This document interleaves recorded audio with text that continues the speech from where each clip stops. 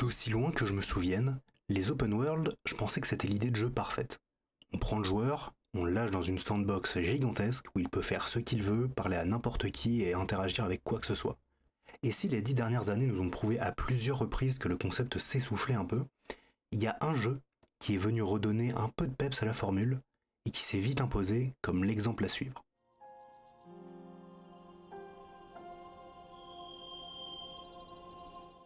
Breath of the Wild s'est sorti à presque 9 ans. A l'occasion, j'ai décidé de refaire une run, sachant que j'y avais pas joué depuis la sortie, afin de faire une petite review, voir si le jeu tient toujours la route. L'histoire, c'est à la fois un point fort et un point faible du jeu. Vu qu'il est possible de battre Ganon dès qu'on le souhaite, c'est techniquement possible de louper certains flashbacks. Sans parler des souvenirs qui, eux, demandent un super sens de l'orientation ou une très bonne connaissance de la map. Mais quand on se pose et qu'on écoute ce que le jeu a à nous dire, c'est génial. Sûrement l'une des histoires les plus tragiques de la licence à mes yeux. Mais pour faire une bonne histoire, souvent il faut des bons personnages. Et Breath of the Wild n'est pas en reste, avec un cast très varié et très intéressant. Comment oublier le prince Sidon, énergique mais imprudent, ou encore Yunobo, talentueux mais facilement apeuré. En fait, une thématique qu'on retrouve beaucoup dans le jeu, c'est la perte d'innocence. Je m'explique.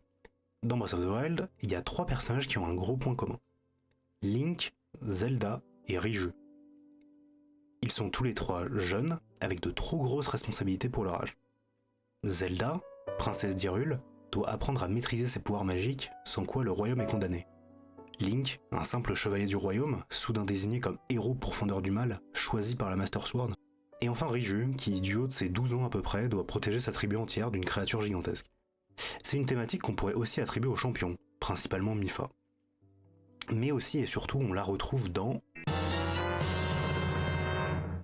La map est très belle, c'est point clé sur point clé, c'est facile de passer des heures et des heures à explorer. Mais j'aime surtout l'ambiance globale, ce royaume détruit après l'échec de ses héros, qui se reconstruit petit à petit, village après village. Le point numéro 1 qui m'est obligé d'aborder, les armes cassent très vite. Trop vite parfois. Mais je trouve pas que ce soit une mauvaise chose. Ça permet d'essayer beaucoup d'armes, de devoir improviser en plein milieu d'un combat.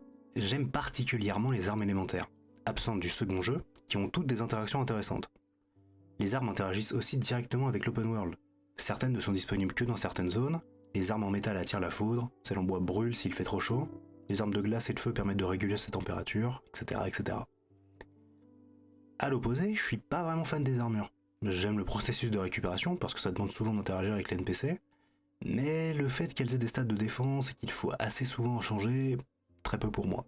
Le système de combat est plutôt bon, même si certains des ennemis ressemblent plus à des sacs à PV plutôt que de véritables challenges. Breath of the Wild est très facilement un des meilleurs jeux open world, tout en étant un excellent Zelda. Une fois lancé, c'est vraiment difficile de s'arrêter. C'est pour moi l'exemple parfait d'un jeu d'aventure.